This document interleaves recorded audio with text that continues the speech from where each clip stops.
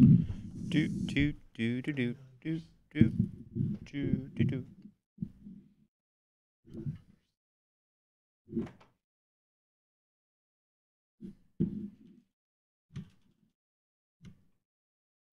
Hello, Mr. Jeremy. Focus camera. You can do it, camera. I know you can.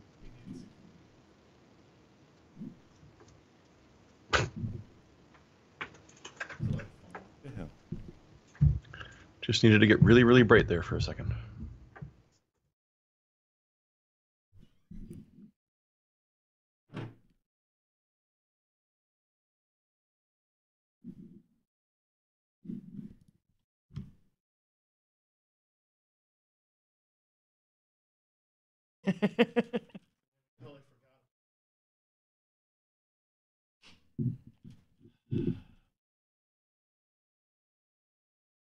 Trying to locate.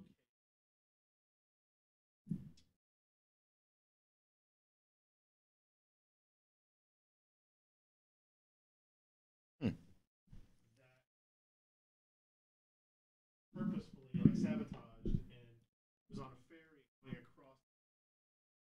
Ryan's sabotaging someone now?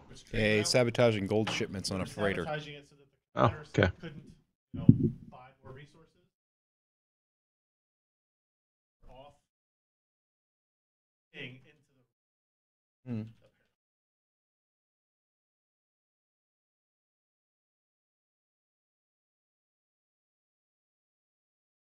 Right. The next episode will be the one that. What? Oh, what's the name of that? I've seen ads for that.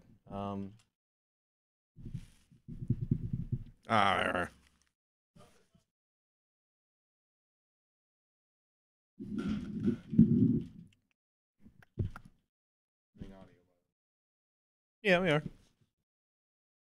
Yeah, the gate shut down. It was just me and Jeremy talking for a minute. But yeah, Ryan kept popping through, but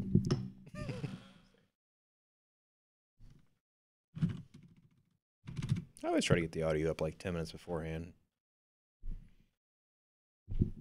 This thing's right in the way here. Eh.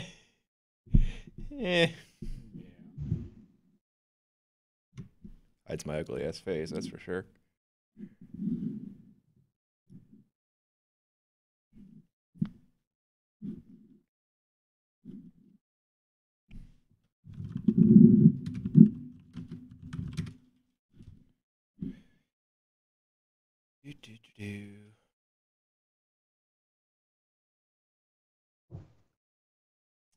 The search for lost Confederate gold. The curse of the Civil War gold. The prevailing theory is many people have tried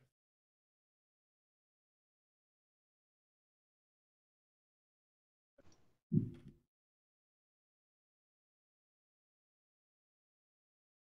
Guy who got hurt during the dive. It was a curse.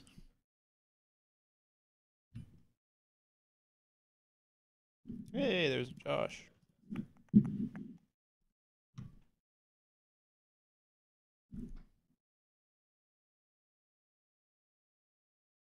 Oh, do we not have? Almost. We almost have Josh. That's just the jauntiest song ever. Oh, shit. Yeah, we got the Josh. Man. Yep. Maybe. Why only maybe?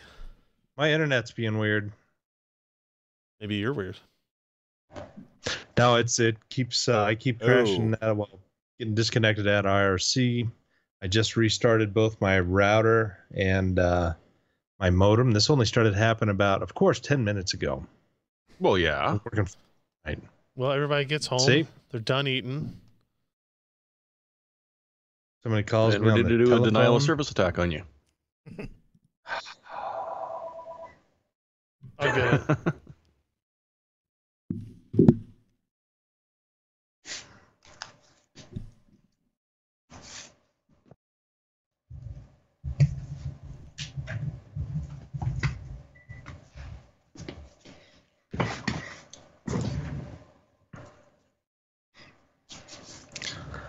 This might not work. I don't know what you said because it broke up. So if that helps Said- you, This might not work out. it might not. You know how many times I've heard that in my life? All right. I'm sorry, Ken. Oh, well. Oh.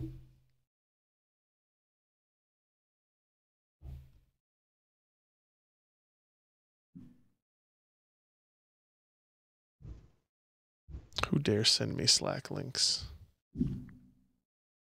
Oh no, that thing happened where the Slack window is opening to a Blank web view. blank screen. No, it like it's opening up to my second monitor. Old Windows and top left. Windows Shift left. I Or thought I Windows think Shift I left. tried that last time and it doesn't It should snap. it doesn't work with this app because it's like a Windows, it's like a Google WebKit. What do you call that? Like a Google something It something. shouldn't matter. It should still snap. Every other thing has come back, and I think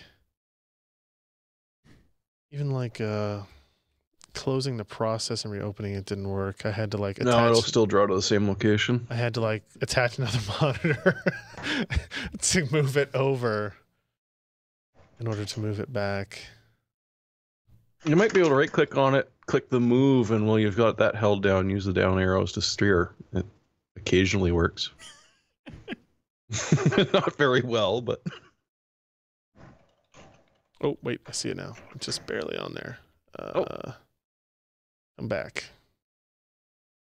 So are you sitting on a 4-inch cushion to be that tall, Ryan? No, I don't really. I didn't have to do that anymore. I only do it during my congressional okay. stuff. Oh, can't see the laptop. Is the network connection plugged in? I see blinking lights coming off of it. Blinking lights? Blinking lights. The app's not open. Hold on. It's un nakun volleyball. Blinking lights. Blinking lights right in front of the. How about now? Ready. 6 connections it just had. Oh yeah, it's connected now. Ryan, I'll only respond to you during this podcast if you address me as Senator. Congressman, What Congresswoman.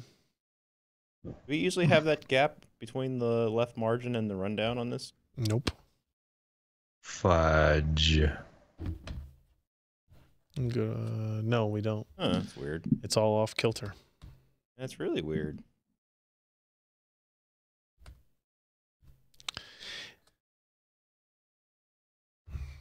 I'd bring it down a little bit too.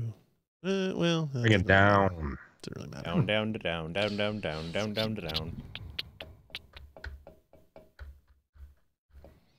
Oh yeah, I see your back link door now, there? Ken. Thank you. Well, it's the background, of which there is nothing. It is the top of the window. Ah, so it is a full screen browser. Yes. That's why we usually. What'd you roll say, it Ryan? down. I saw the link you Hmm. showed me, so Pleasant surprise. I will do that. God, do I really have to have a pick today? Really? No. Yes. Mhm. Wow, my internet just decided to get really shitty. Well, it didn't affect your video. Well, it's popping me in and out IRC near constantly. Maybe it's doing you a favor.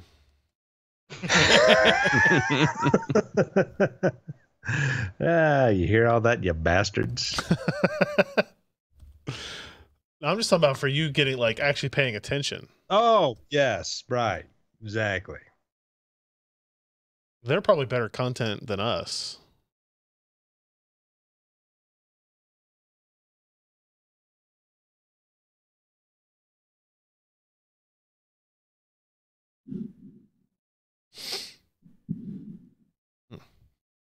Mm-hmm. Mm-hmm. Speaking of chat room, Speaking of which, let's open it up. See who's giving me shit already. A couple of people. Everybody needs some shitty sometime. It's not true. Yeah, it is. Builds character. I need some city walk. You know,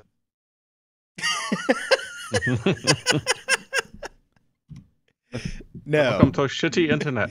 no, we I don't. think know. I might know what Josh is going to say. In the Denver airport, there's a restaurant called City Walk. I've eaten there a couple times, mostly because it's And called live? City Walk.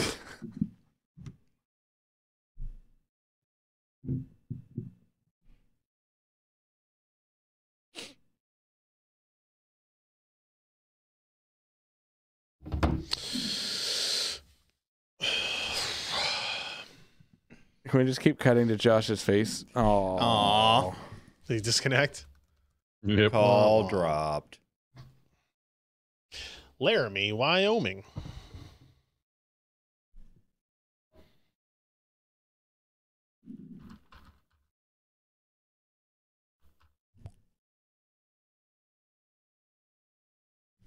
Well, while Josh is getting sorted, do you want to do the Do intro? you feel better or worse knowing that all of your super secret messages going you send everywhere. to people on Facebook? I'll go into all the congressmen. I did like that he answered that question today about was his personal information sold in that Yep. thing. And he goes, yes.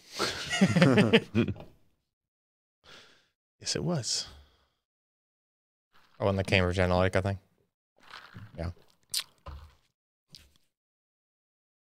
mine wasn't. Even yesterday, my mom was texting me. She was like, even she knows nothing about computers, technology, and that stuff. She was like, these congressmen don't know anything about this. I was like, yeah, it's true. Astute observation. How do you guys make money? We run ads. Senator, I hope everybody, we display ads. you guys all saw Scott Wasson's tweet yesterday, right? Yeah. Yeah, that was pretty good. Yep. Pretty good.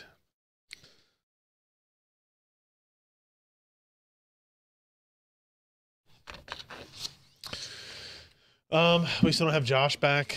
Nope. Well, Do you want to knock out that audio while we're waiting? oh yeah. I'll do the billboard. This is gonna spoiler alert for the ad today. 3, 2. Thanks to butcherbox.com for supporting PC Perspective. Receive free bacon and $20 off your first box when you go to butcherbox.com/PCPer and use the offer code PCPer.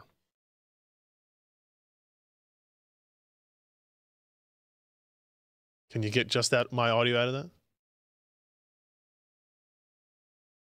Yep, I had the board muted. Okay. Wow. Free bacon. I wanted to laugh when he said free bacon. I went, If we don't have Josh here during today's Crap. Butcher Box ad, I'm going to be very disappointed. we might actually get paid for it if he's not here. Yeah, the ad might actually be approved. He's never gonna live that down, is he? Free meat box.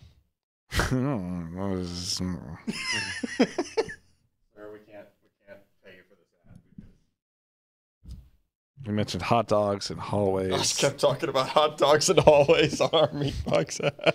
Our meat box set. Well, the free meat box is bad enough as it is.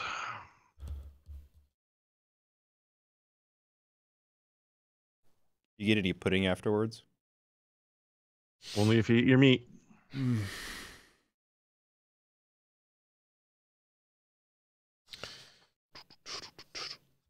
Let's see. What are the requirements? Let's see. Unacceptable ad content.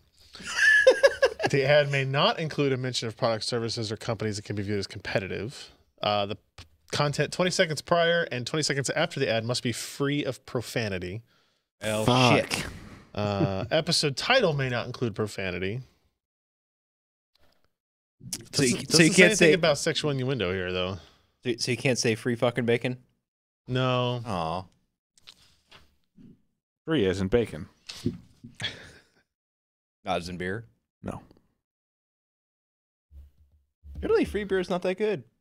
What was it? I was listening. went to a buddy's kid's birthday party over the weekend, and his dad or his uncle told me, "So what kind of beer do you like?" And he said, "No. We were having a discussion about apparently there's an interview series called like American Millionaires or something like that, where they interview people who are millionaires and just ask them kind of regular questions and stuff. And one of the questions this guy had was, we were talking about like, hey, millionaires, a lot of times they just, if they're cost conscious, that will go a long way, as opposed to if you make money, you just start spending it right away. And one of the reasons we brought that up was one of these millionaire guys was asked like, what kind of beer do you like? And he's like, we only have 2 kinds of beer at my house. Budweiser and free. I was like, all right, I can do that. What it is for the ad, didn't you? Oh yeah, I did. Thank you. It's my meat list. I always have a list for my meat. So still no Josh, huh? And I haven't even. Nope. He's not even on Slack anymore, is he? Not saying anything. Use your telephone, Josh. The one tether he had left to the outside world is gone. He will wither away in Laramie. He's on IRC now. Oh yeah, I see him in there. Josh, stop yammering. See, this is what I'm talking about. He's in there yammering in the chat room. Not starting up Skype. Oh, wow, call failed.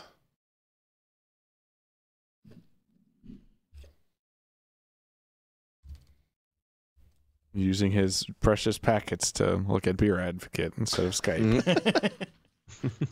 Save the packets. There he is. Oh, there he is. You guys say that like I should see him somewhere. Oh, okay. We'll see if this works. I just rebooted my router again. We'll see if it works. All right, are we ready? Orange background, dark. Oh, you're high res. It's going to work perfectly. Ripper. Perfect. All right, let's do a podcast. That's the XX. Everyone talk quickly before he's gone again. Yeah. Or talk slowly so he's gone what's before really we get to gonna him. happen here is I'm going to be talking and Yeah. Yep, that's exactly Yeah, what's going to happen. That's what's going to happen. And we'll just move on with our lives. yes. I'll try very hard not to weep. You know what? One day I will die. Yes. Yes. Can you time it to do it on the podcast? No. Oh, Be well. our best rated episode. I don't know if that will. I don't know if the I think we get advertisers will demonetized for approve that.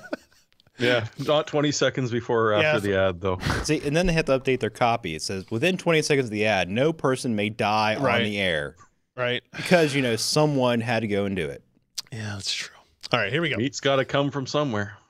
3, 2. Are we ready now? Can I clear my throat? Yes. Soylent Butcher Box.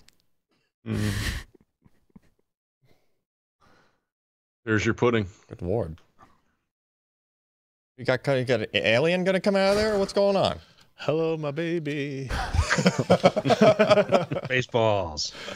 No, I'm fine now. Thank What'd you. he have? The special. That's what I had. Okay, now we're starting. 3, 2. Hey, everybody. Welcome to the PC Perspective Podcast. This is episode 495, being recorded on April the 11th, 2018. I'm Ryan Shrout. I'm Jeremy Hellstrom. I'm Josh Walrath. And I'm Alan Malventano. Josh thinks he's very funny because we're having internet connectivity with him. Not with us, with him. It's always you. It's never me. Never. No. So we'll just wait for Josh to inevitably cut out during the one time he's talking during the podcast, and then we'll skip that story and we'll move on with our life. So welcome, everyone. It's almost tax day. I hope everybody has that figured out by now. I don't. Actually, I just realized that. I do. I just don't have the money to pay it yet. Well, I understand that too. I was kind of hoping my accountant would have emailed me today. Oh well. I'm already done and pretty sure my check got stolen out of the mailbox. He's keeping you in suspense. Is that what it is? Yeah. Great. Great. Wait for the surprise, Ryan. I bet you can't wait. Jeremy, I know that it takes a long time to get mail to you, so Maybe that's just what's happening for you. I don't know. Canadian packets, it applies to. No, the envelope was left in there. Government of Canada ripped all open. So Oh, okay. someone got my tax return, or the upstairs neighbors, I'm thinking. Can they cash that check, or do they send cash through the Canadian? No. Because everybody's No, so they're not going to be trustworthy. able to unless they know a guy that doesn't mind getting arrested. Yeah, all right. Everybody's got to know I somebody mean, like Canada jail. That's like what, an American resort? that. Yeah, it's like a 3-star hotel, right? So Yeah, you'd never survive though. There's no heat. Oh God. Canadian, right? we record this show. On Okay, Wednesday. Vancouver is not cold. No, They had a Winter that's the Olympics there. exception. Yeah, did you see pictures from there? Yeah. How far away from Vancouver did they have to get for the mountains to have snow, Jeremy? They drove it over from Alberta in giant trucks. Oh, really? Yeah. I'm not They kidding. imported the snow. Very nice. Yeah, we had to. Well, we do record the show on Wednesday nights, 10 p.m. Eastern, 7 p.m. Pacific at pcper.com/live. You can be there, watch our live stream, see the pre-show, post-show. We've got a chat room for you to hang out with and make fun of us and stuff as we go. Offer beer suggestions, whatever you want to do.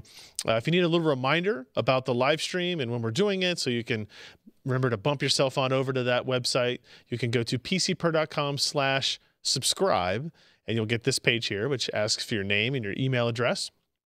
And we'll send you an email as we're getting ready to do the live stream. So you'll have a little inbox notification, if you will, push notifications if you are so set up on your smartphones. But no PC per app. Sorry, you guys just have to survive. And not only without it. that, Yeah. you know, when you get an email like this, you feel important, unlike other spam.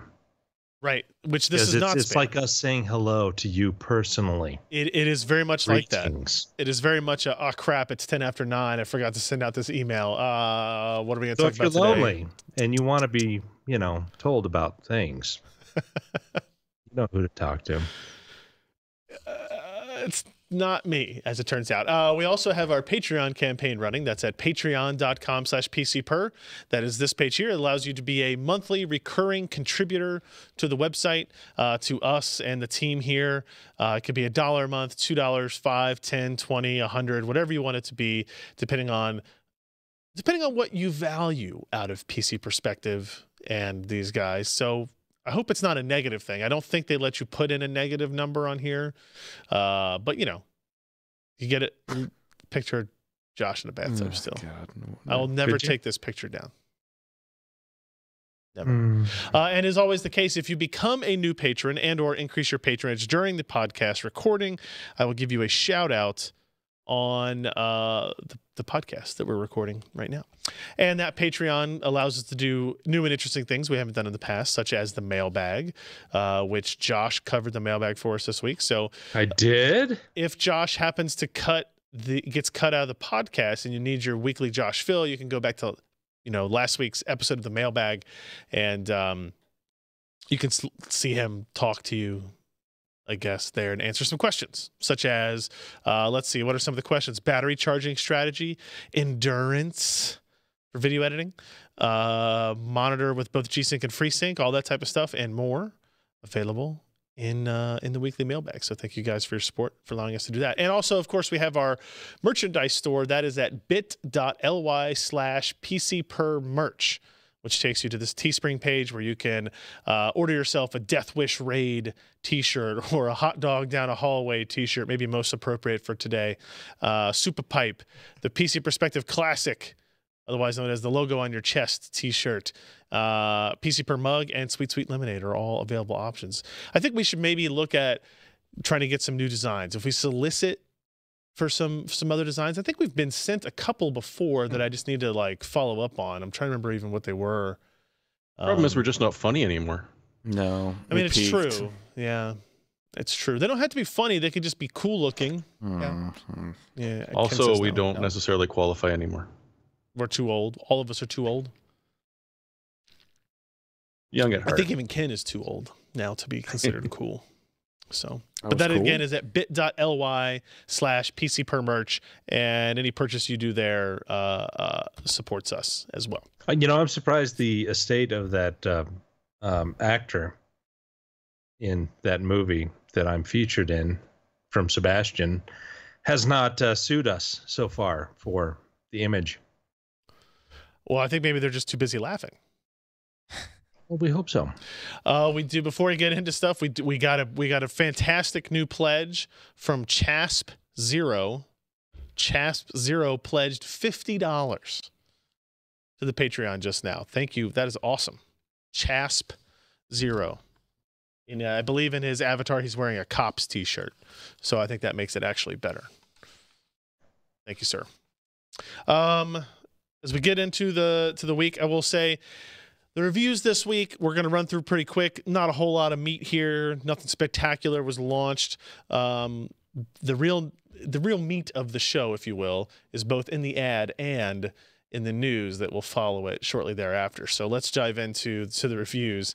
When I said it the first time, I want you to know that I did not do it on purpose, but after I realized what had happened, I felt like I should dive into it a second I'm just time. more disappointed in Josh. That's true. Maybe Everybody's been disappointed with me in my entire life. Since I graduated high school when I had all of this potential, When you look say what I have this- Look achieved. at what you did with it. When you say this, what exactly are you referring to? Potential? What? Yeah, this potential. this We had potential. all of this potential. I had all of this potential where, I was like State of Wyoming Citizen of the Year in 1990. I was Snow King in 1989. Sounds like these some sort real of like things? Wait, is there? Yeah, no, like these terrorist these are actual organization. real things, National Honor Society, We have scholarships, pictures. stuff like that. And look what I've become. So kids, don't be like me. Don't overachieve in high school because it Do gets you nowhere. Something. Don't with overachieve in your high life. school in Wyoming, at the very least. Mhm. Yeah. All right. Yeah. All right. Well, let's talk about the Intermax Platamax, which I think is a great name because it sounds a little bit like platypus. The Platamax DF850 power supply. Lee posted this review up last week. This is the smallest 80 plus platinum power supply, which is impressive when you look at it. It is awfully small. 850 watt continuous, 80 plus platinum, 6 PCIe 6+2 pin connectors. So in theory, you could support up to 3 graphics cards. 3 dual connector graphics cards Mhm. with this. Fully modular, dedicated quad 12-volt rail. So no, none of the combined rail goodness here. This is an expensive power supply though, $249, but it does come with a 10-year warranty as well, which is pretty substantial. Anything? Okay, here's a little breakdown. I like that diagram actually. Breakdown of where the rails are coming from. So you can see 2 of the rails are dedicated to your motherboard processor combination, and then you've got broken up between power supply. Or I'm sorry, graphics card, and then graphics card plus your SATA Molex. Nobody. Do they still ship floppy? Yep. Never mind. Oh yeah. They do in fact still floppy. ship 4-pin FDD FDD, adapters. baby. I guess other things do use those. Put The it into my floppies, sound sound card. cards, Like yeah. sound cards, yeah. Yeah. Ancient sound cards. Hey now. I kind of like the braiding on these cables as well. And is that They're all individually braided. are they really? For Yes. her pleasure. That's pretty impressive. And then it also comes with a retention clip for the power cord. Interestingly enough, so So how many times has anyone kicked their power cord out of a PSU?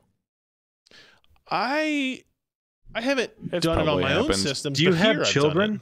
it. Ooh, good point.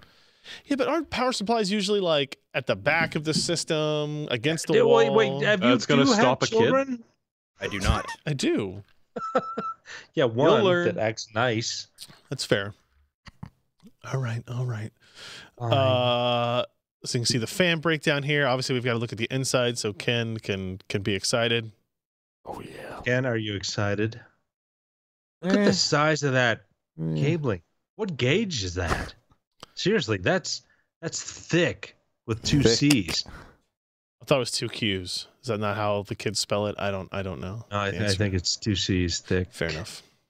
How about that soldering, huh? Looks pretty sharp. What's all that white stuff all over the place? You don't Uh, want to know. Ken was in that.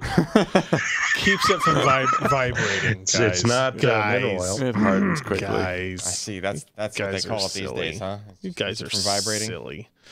Hey, whatever Vibrating performance, stops. whatever performance Vibrating enhancers you stops need. when there's white stuff on it. The only weaknesses here: individually sleeve wires may not appeal to everyone. Although I think more than most, would appreciate that capability in there. 10-year warranty is awesome on this.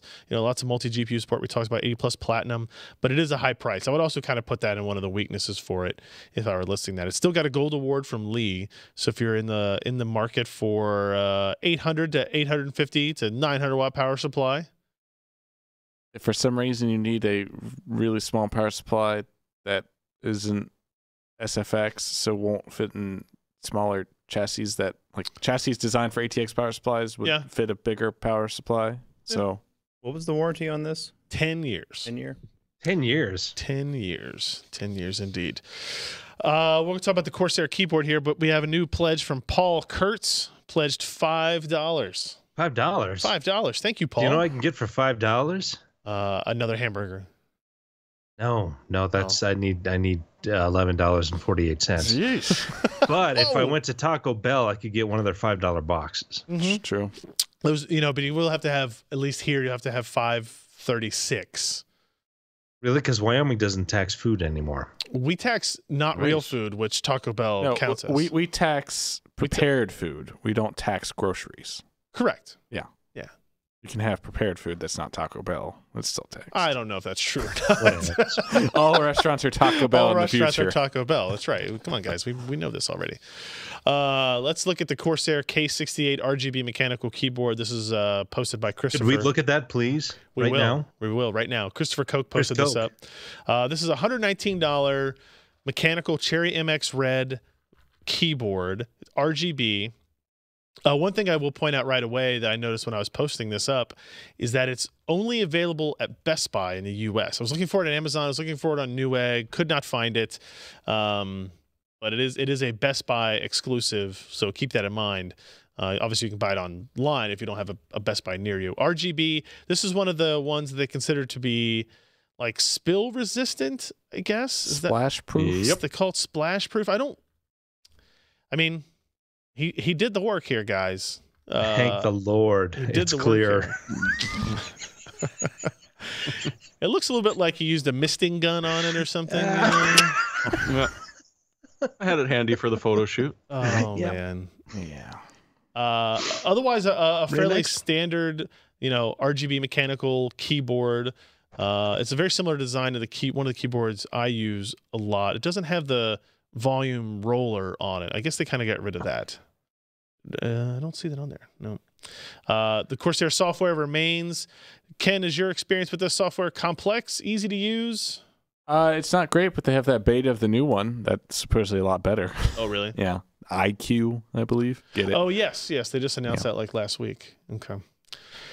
There was a comment in there at the very top, I believe, on this page, saying that a disadvantage was that the key presses seem slightly softer than a standard red.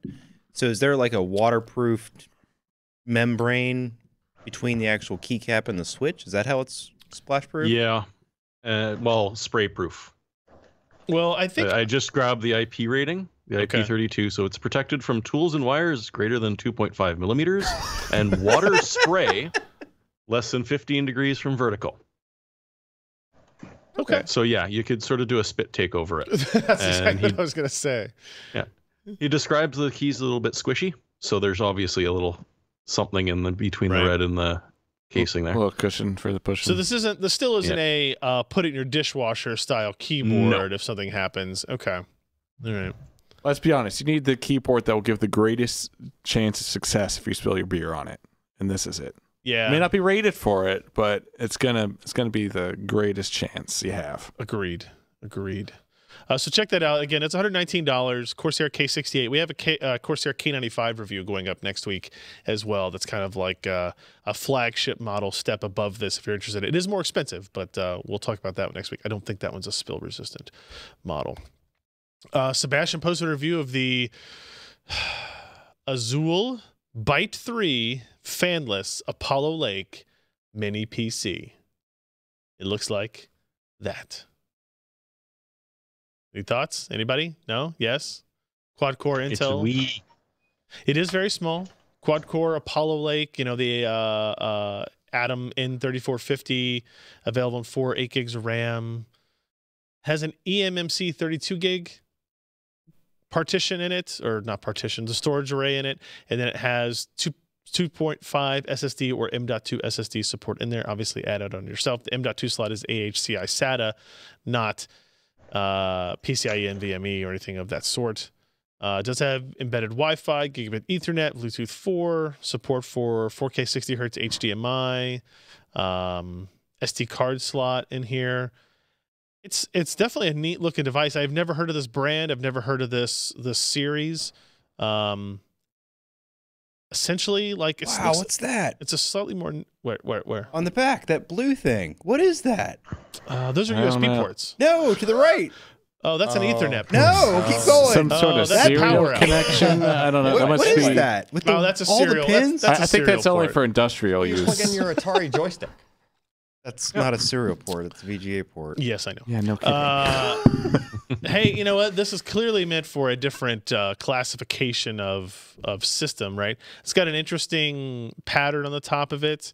Looks like a record kind of. This is something that I would immediately take my fingernail and drag it across and make that sound like you have the. You should get a needle and it'll play ABBA lyrics backwards for you. Yep. But in very short bursts, apparently. In very short Very bursts. short. So Sebastian obviously tears this thing apart. It's a bare bones. You kind of have to if you want it to function. You need to add some componentry to it. 2.5 Hard inch hitting drive. analysis from Ryan Shroud. Hey, you know, I do what I can. You can see where it sits in terms of performance levels. Obviously, if you get into something like a Nook that we've tested here that has a 6th generation Core i7, That's it's the going to Skull be Trail Nook, I believe. way faster. Is it? It's got an HQ part in it. Oh yeah. You're probably right. Yeah. You know, and then ECS, which we have reviewed a lot of their mini PCs, kind of has models, you know, both below it and above it, right? So if you get the Leva Z Plus, it has a full, you know, notebook caliber Core i5-9300U in it.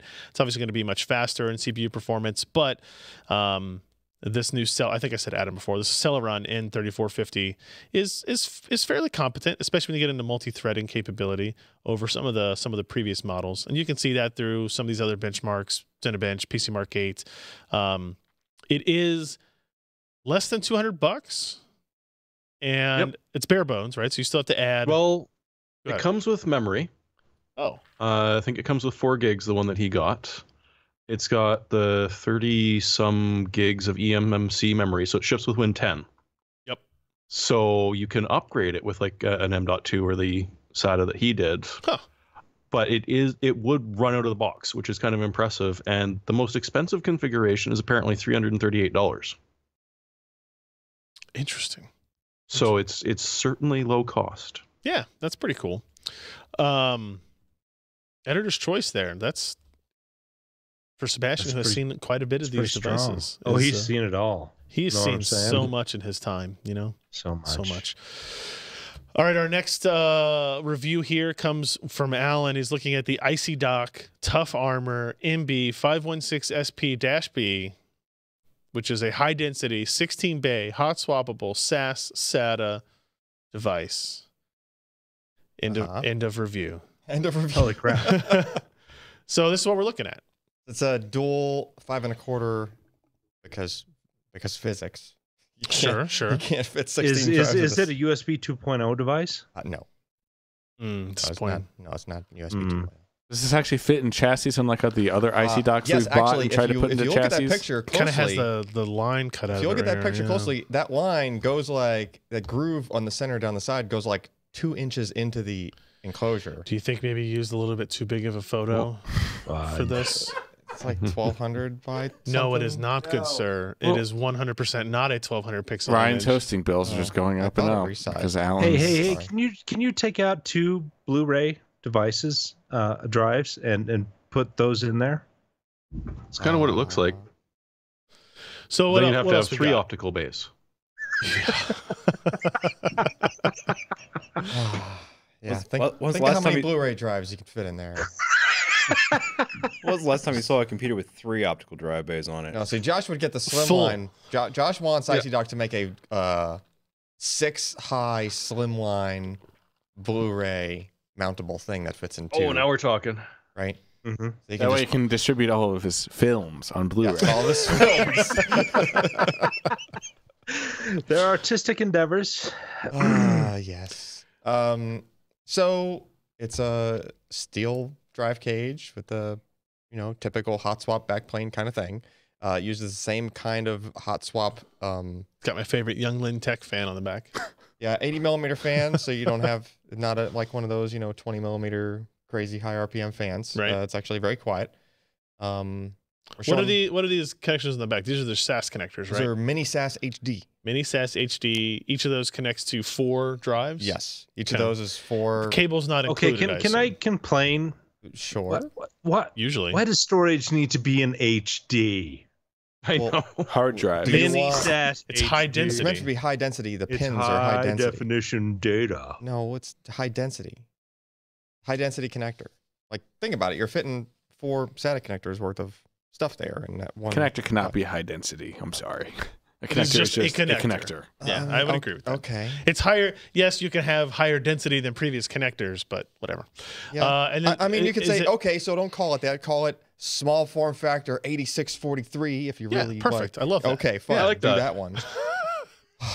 Jesus. And, is this power just Wait, SATA is power? Jesus joining this podcast? Yes. Just Where- where? standard SATA power style connectors. You So don't. still only 4 of them for 16 drives? Yes, and they're all bus together, so you don't even actually have to connect all 4 there. You can get away with like 2, or depends on how much power your devices are going to draw.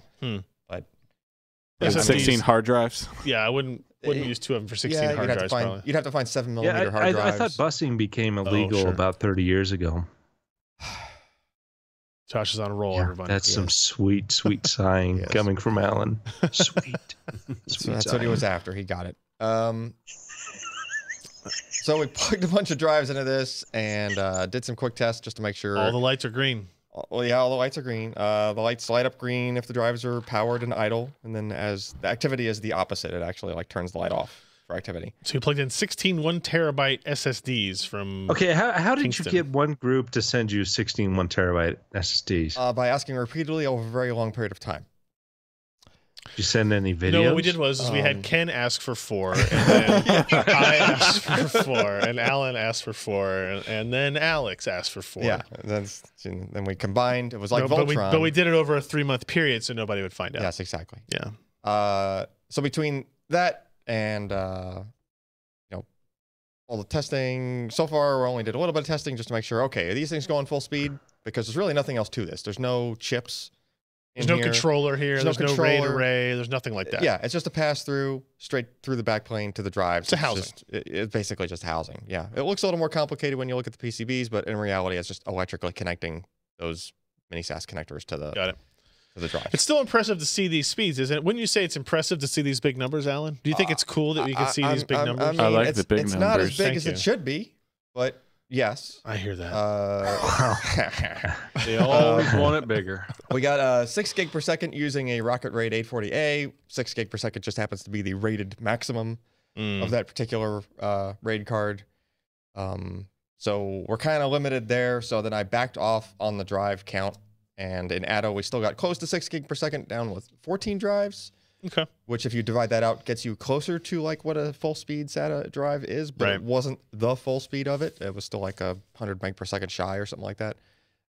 So I dropped it to 8, and then did an iometer, just straight Oh, sure. sequential read.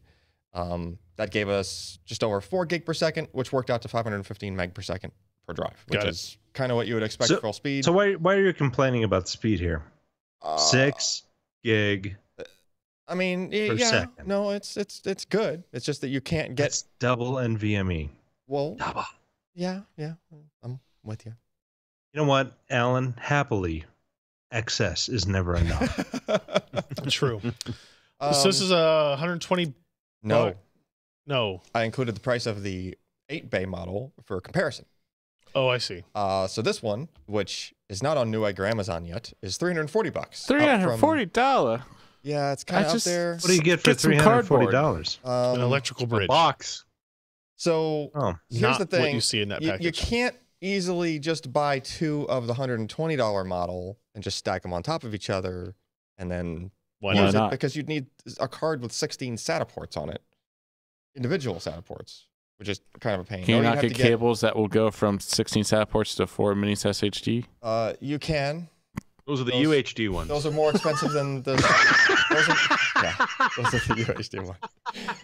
Those are When more are they coming expensive out with even than WQH? the cables that are just straight mini SAT. Are they $120 more expensive?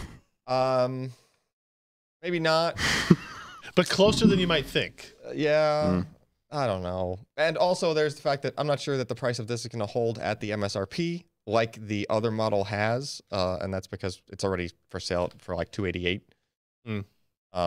And that's with it only being at like 3 places so far, 3 Right. outlets, and it's, Right. it's kind of hard to find so far. So It's an impressive collection of stuff there. What's the raid card you have there? What's the? that is the Rocket 840A. Got it. Rocket Raid So High Point. is this the device that we had the weird issue with the one cable dropping out a couple weeks ago? Yeah, that was the early version of the PCB for this. We were working with ICDoc. Okay. ICDoc revised this product on account of our testing. To be fair, they were shipping a broken product. Yes. It's not like they sent us one for review pre-production. They were shipping this and then recalled I think it they because were it about didn't work. to ship it, or started already shipping it. Granted, it's only at 3 places even now, and it's been like a couple months later, right? Sure. So I'm not sure what the level of, like, you know, it's not like you could buy it on Amazon and it was a defective product. But we did. I think we were the first people to sample it from them, and thank goodness for them. Probably it's not like we caught this pretty early. It was like, hey, this might not work right with a couple of these raid cards here. And then they went, oh yeah, let's send you a revised PCB to try. So that's how in the internals picture. So what of this, what we does had- anybody need this for? You'd need to put 16 drives in a machine Okay. and be able to hot swap them. Hey Brian, Simple as that. how would frame rating work with this? Probably pretty damn well. I mean, pretty well considering 2 SSDs. Or I think 2 SSDs will work just fine in could RAID probably 0, handle it. but we used 4 in RAID 0. Oh, yeah, we I know. did. But I don't. No, I wouldn't think we had to. But whatever. it's a little overkill. But you do get the nice capacity. That's Yeah. true. You sure do. 16 tiers. If you're, but It's I 'cause will I'm say this: commandeering it. if you're extremely before you say that, even what I was started saying was like, if you're extremely sensitive to latency, I'm not. specifically for writes, you probably want to stick with something like a 750. I'm not sensitive to latency as long as it goes. I don't like. Are you worried about drop frames for frame rating? Is your issue? It's not latency. That's like. That is latency. That's I mean, why we're latency. currently It's just- using is it 4 happening? SandForce 2 SSDs and a promise RAID enclosure over Thunderbolt 1. Like so Gen I think 1, we're yeah. not latency. If that worked, I think in that case though, your OS we're not was, latency bound. I think your OS was helping you buffering some stuff Maybe. before it went over Thunderbolt. All I know is that original OCC Z drive did not work because it was doing way too much of that sort of stuff. Mhm. It was Yeah, dropping that's frames true. all over And the that drive place. was supposed to be really good at that. Oh well. All right. Before we get into our ad, then any other follow-ups on the No, I mean, it on the was IC cool. doc? The All only right. really thing I could ding it on was that those little numbers that you like stick on the trays, Yeah. which can be swapped around, like if you had extra spare trays or whatever. The ones they give you only count up to 8. And it's a 16-bay drive. Yeah, they give you 2 sets of them. That's Two, dumb. two things. That's, you know, 2 things. What? Yes. One, did you do the spray test on that drive array? Excuse me. Exactly. Did you do the spray test? Like we did on the That- keyboard, you mean? That was in the power Yeah. supply review. The white Exactly. stuff. No. The keyboard. I'm not that gross. Alan wasn't paying attention. It's fine. And 2, Ryan, somebody give you a hickey? What? Look at your neck. What about it? Oh, At his neck. Look about this. he got What that. happened, He got that in man? a fight with a I congressman. Back probably off. shaved. That monthly maintenance. Thing. That one spot. We don't all have laser treatment to get that long. You know what? didn't- Not didn't work everybody very well. can go in front of Congress. Thank you. It was a nerve-wracking couple of days for me. It was. But you know what? What's up with the single Windsor knot tie? I drank that water very well. Thank you very much. All right. Before we get to our ad for the day, we do have 2 new Patreons. Mr. Poopy Butthole just pledged $3. That's awesome. I am to so say juvenile. you are. And John Anderson pledged $5. So thank you to both of you for that. Greatly. Thank you, Greatly Mr. appreciate it. Has Anderson. it been 20 seconds yet? I'm going to make it 20 seconds. I will say this in advance. We're going to mute Josh during the entirety of this advertisement. Because it's all raw meat in a box. It is actually. It does check out. It is actually. Free That is actually that. bacon. All right, so let's talk about today's sponsor. If you can control yourself. Okay, I'm gonna be good. Hang You're on, good. hang on. Let me take a couple of deep breaths. No one can be prepared for free bacon. Free I'm bacon's holding going to my be breath. great. Go. Although, again, Jeremy's spoiling it. Well, I guess no. If you're listening to this after the fact, you've also already heard the lead in, The I pre-roll. guess, to that as well. So let's say thanks to our latest addition to the sponsor, ButcherBox, for supporting our podcast. ButcherBox is essentially a meat delivery service. As Josh said, a raw meat delivery service. You choose from curated boxes, including a mix of high-quality beef, chicken, and pork, or you can actually customize it yourself. Each box is shipped with carefully calculated amount of dry ice to ensure it remains frozen after it reaches your doorstep. ButcherBox delivers grass-fed and grass-finished beef, free-range organic chicken, and heritage breed pork. It's antibiotic and hormone-free, and you can cook with peace of mind knowing you're eating healthy, high-quality meat. They have an interesting selection of stuff here. It's pretty robust. ButcherBox carefully curates finest selections and cuts, makes it easy to customize your delivery.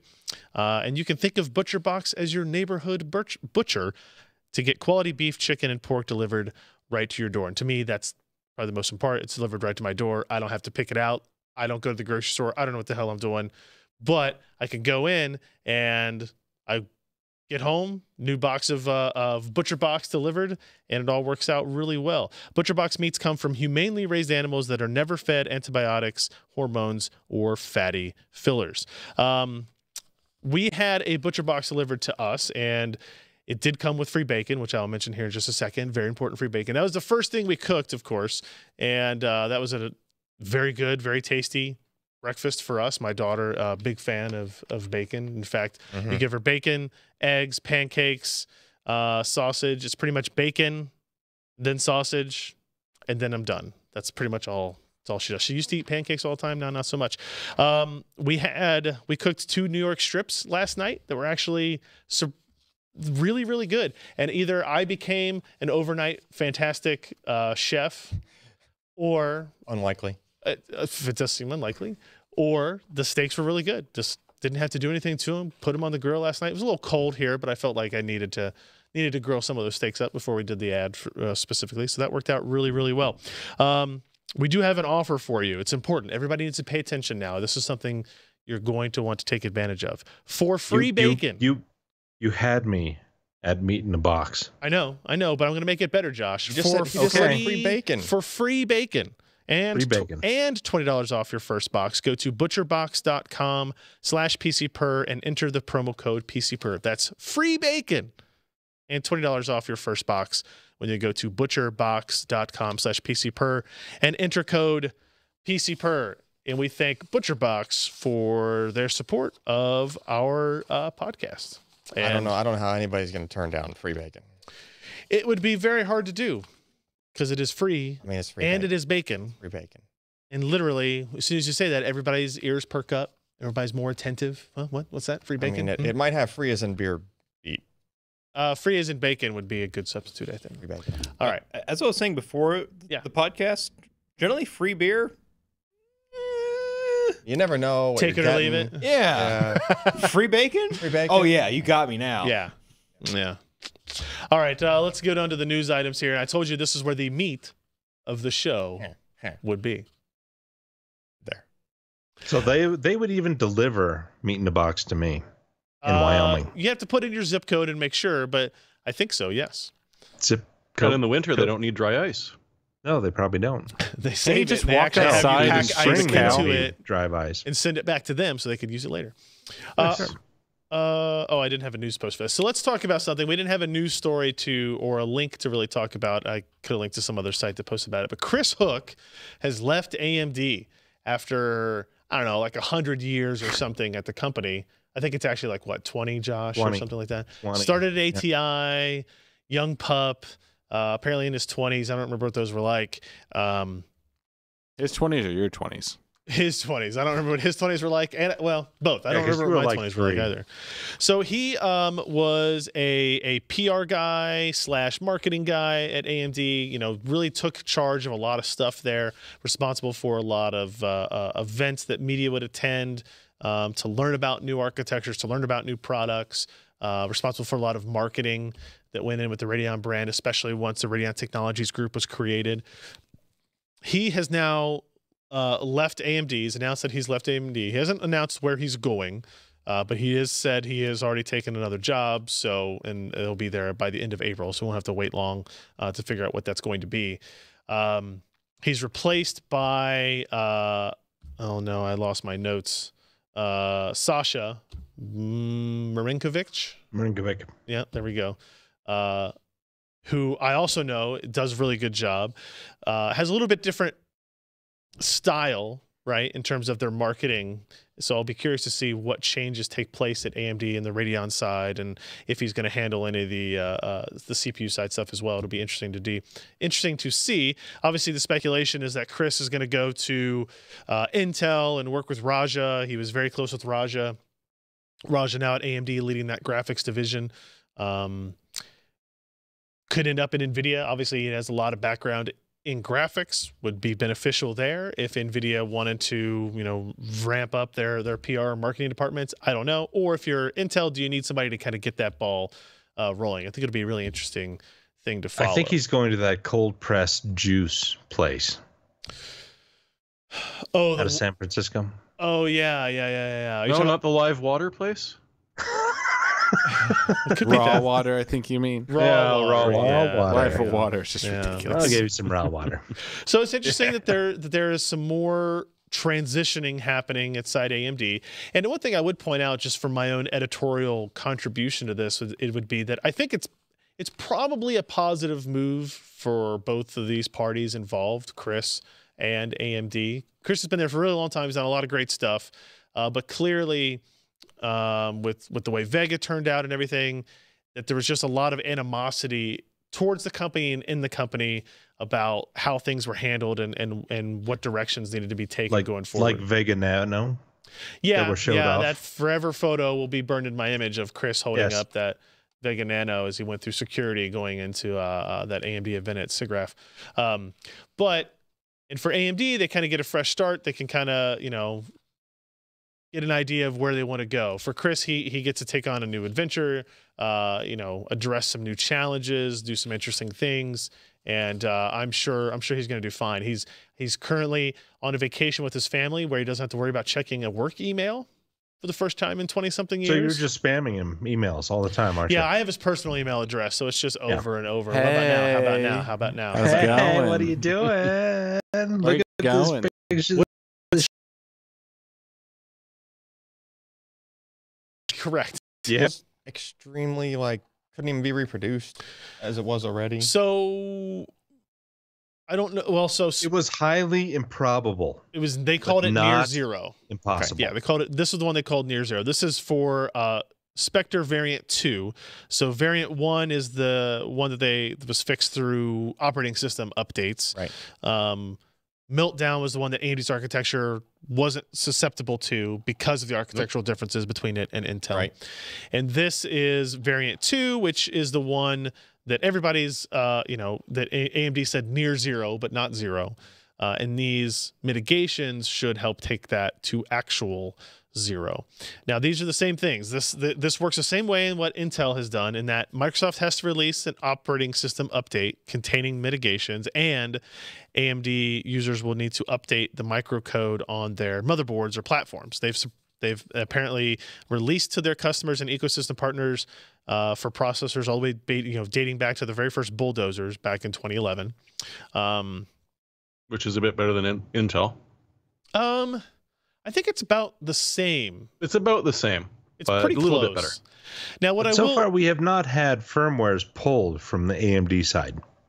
Also true. What do you mean by pulled? Correct, because of locked booting and stuff like that. Yeah. Oh, okay. Well, I mean, they haven't released new BIOSes yet. right? Like they just sent these out to these customers yesterday. So your Asus MSI Gigabytes of the world, they're getting them yesterday. Oh, nice. So we'll get a nice surprise next week.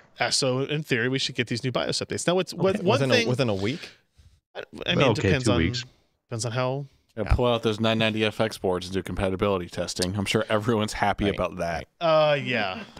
So one of the things I was actually really curious about, though, was they do not mention at all in this post or in my questions to them anything about performance, right? Intel's been very upfront talking about performance degradations that come with these microcode updates. You know, everything from 0% in gaming to 25% in Eventually storage. What's that? Eventually upfront about performance hits. Correct. I wouldn't say day one they were very open, but as as it hit the fan, I mean, should we suspect really that there would be some major? I don't know. We don't know what they're doing, so I don't know what they're doing. I don't know how it's different than Intel. We don't know how they're fixing Correct. it, how they're mitigating it. And they're not telling us, right? And again, as soon as we get that first BIOS update, people are going to start doing testing. So Yeah. I think it makes sense for AMD to be very upfront about this and talk about it. And if it's, you know, what worries me is the fact that they're not talking about it. And then if there is a slowdown, Well, no, to me, if they're not saying that there's no performance degradation, to me, it means that there is performance degradation and they don't want to talk about it.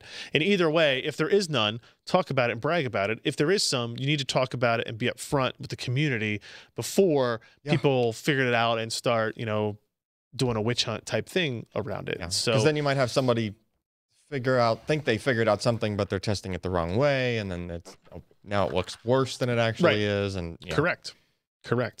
So while I'm glad to see AMD put out these updates, I would like more detail.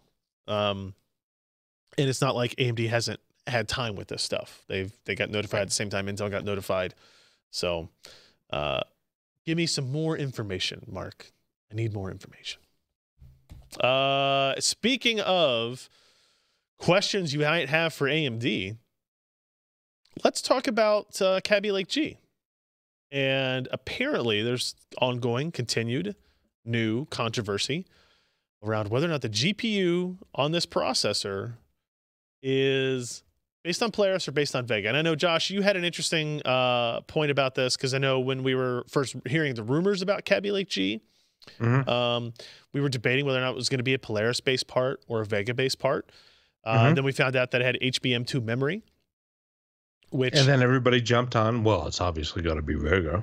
Well, yeah, because Polaris had never shipped with anything other than a GDDR5 memory controller integrated onto it. It's not an easy swap. It's not just a switch you can flip back and forth and say, oh, I want to operate at this time in HBM and I want to operate at this time in GDDR. Sure it is. There's FIFO buffers involved. So, yeah, you can shoehorn anything in there with enough time. Well, yes, but I'm saying is it's not like built into the architecture. No, it's not. Yeah, it's a significant change in die layout. So the other kind of interesting data points in this are that if you install a Vega 56, Vega 64, and you run the DX Diag tool, which is a little thing that pops up all the different variants of DirectX that are supported by that GPU. Those add-in cards show that they support DirectX 12.1. The Kaby Lake G system shows that it does not. It only supports 12.0. Thought there was another data point too. Oh yeah, Tom's Hardware did some testing where they looked at, they were trying to look at FP16 and FP32 math. I don't know what just happened to my, in there it zoomed in. I didn't want to do that. Oh, no, now it's too much. There we go. Too much. Too much. So basically, if you look at this graph, Vega 56 and Vega 64 get a performance uplift when you enable half precision floating point shaders.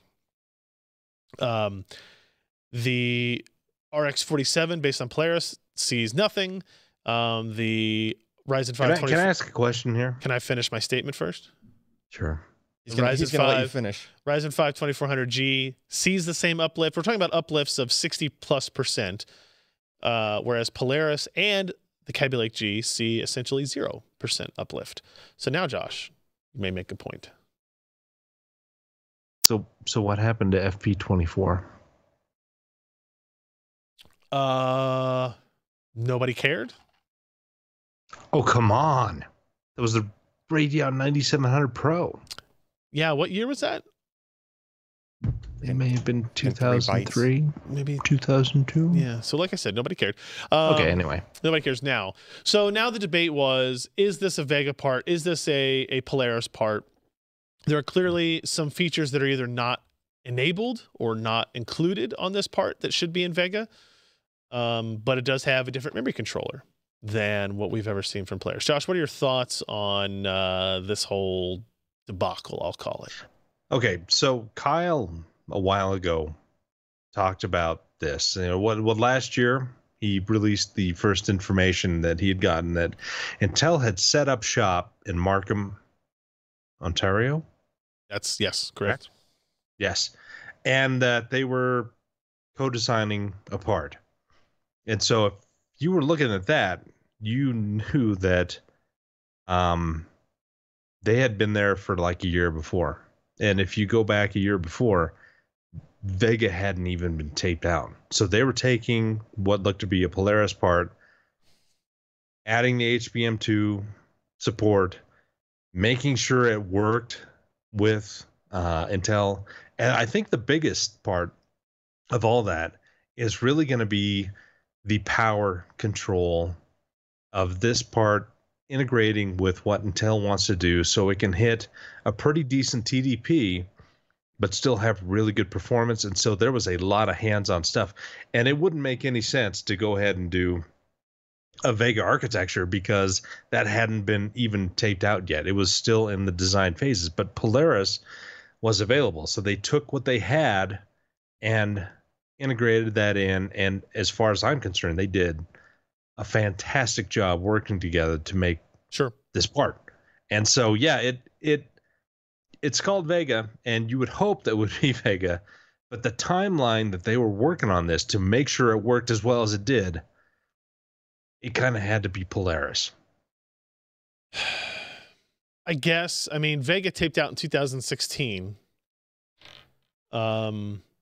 Supposedly, this started in spring of 2016 and possibly winter 2015. It's possible. I think the other thought I had during talking about how far back Intel would be up in Markham is a lot of it is around they wanted it to be perfect, so they weren't just going to throw a couple of guys up there 3 months beforehand. And a lot of that development work might have been, you know, EMIB implementation or, you know, just other validation stuff. It's an interesting debate now. There's a couple of other things I would mention. One, in terms of what you lack if you're running Polaris rather than Vega is truthfully still pretty minor, right?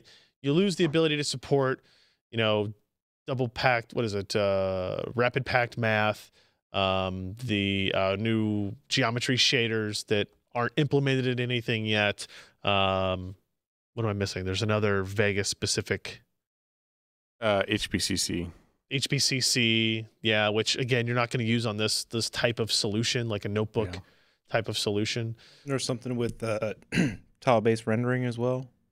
No, I don't think it's tile-based rendering. No, they're all TBR. Yeah, there was another minimal. There was another thing, but you know, if you remember back to like the Vega 64, Vega 56 launch, and before that the Vega Frontier editions, there were a lot of stories, including some of ours, that talked about the lack of IPC improvements going from Polaris to Vega, that the compute units remained fundamentally the same. And if you put them at clock for clock settings, they are performing nearly identically.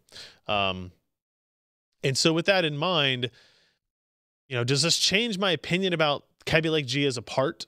No, it does not. You know, the NUC system, no, it does not. I still think it's a very high performance part.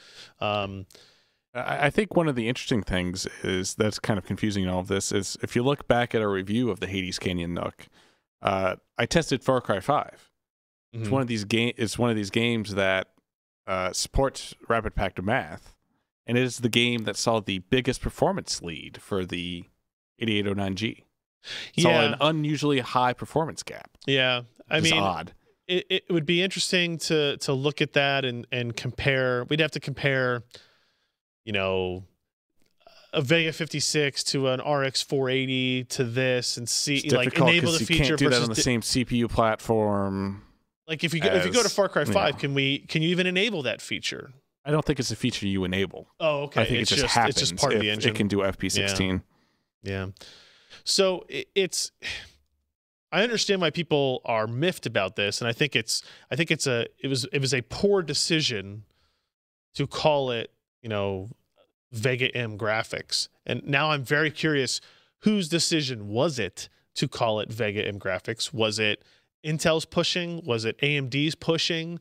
You could see reasons why you'd want this from both angles. Intel would want it to appear to be the most recent architecture, right? They want this new part to feel like it's the newest best thing. That they got the best from Radeon. They didn't want to have the second best architecture from Radeon in their solution. AMD might want Vega to be on the branding because this is every time Intel goes out and pushes that product, it's branding and messaging for Vega going forward, right? And talking about, hey, even Intel wants to use our new Vega architecture. Everybody should want to use Vega. So is this part like something that would have had to have been like taped out separately? In other words, it's a modification of either one or the other. Yeah, right. It would have to have been. So is it not possible that like, okay, so maybe they had development done on like a few major parts of Vega, Well, and they're just like, all right, well, we can just kind of stick this part in there, but we don't have all the rest of the stuff done. So like the CUs are different on this part as opposed to like a Vega 56 part from what I remember. Like they have more ROPs. The ROP ratio is different as well, yes. So it's like an even more customized part than just taking a Vega compute but that's core. something they might have done just because it has just a different number of processors. They just wanted to architect it slightly differently for whatever the reasons are, like packaging or whatever. Who knows, right? I think what should have happened is this shouldn't have had Vega branding. It shouldn't have Polaris branding. It should have its own. It should have had its own branding, right? But that maybe doesn't benefit. And I wrote this in my story, right? Is like if you do that, literally every technical editor is going to come to you and be like, yeah, okay, but what's it like? Yeah. Because we do that with Xbox and PlayStation. We go, yeah. It's custom, sure. But what is it closest to? Yeah. Is it like an RX 460? Is it like an RX 580? Right? Like we always ask these questions. So maybe they thought they were getting around to that. You could still argue that it's probably closer to Vega, right? Doesn't have all the features. I think you would probably argue it's closer to Polaris plus HBM2 memory. Oh. Right? But again, doesn't matter. And as I write in the piece, the nature of semi-custom chip design is that in bold letters, they are custom. Yeah. And it was always called a semi-custom part. But because they attached that word Vega to it, it caused all this confusion. Do I think it changes its positioning in the market? I do not. Do I put a whole lot of weight behind the inability for it to do rapid pack math and new geometry shaders that aren't implemented in anything yet? I do not. Would it be nice if they did? Yes. But they don't, and Yeah. I don't think people are buying this NUC for rapid pack math support. I don't give half a rat's ass that it's not Vega. Honest to God, it at the price and the TDP, it offers wonderful performance at the level of integration is impressive. I mean, it really is. One kind of little chip that's about the size, slightly larger than a NVMe drive. Yep. And you get all of that. All of it. All right. Before we move on to our next set of Intel rumors, we have Patreon pledges from, this is a good one. Not Ryan's mom. Balls up Kingfish. What is the current record pledge? Just edited their pledge from 113.11 to 123.45. I mean, what does that even mean? Wow. Holy crap. I know. This is pretty awesome. Thank you, Not Ryan's mom. The record pledge is $1,500. So. Yeah, I mean, we're gonna spike it. We'll spike a little bit higher. I think there might be somebody over 123.45. I'll have to load check later.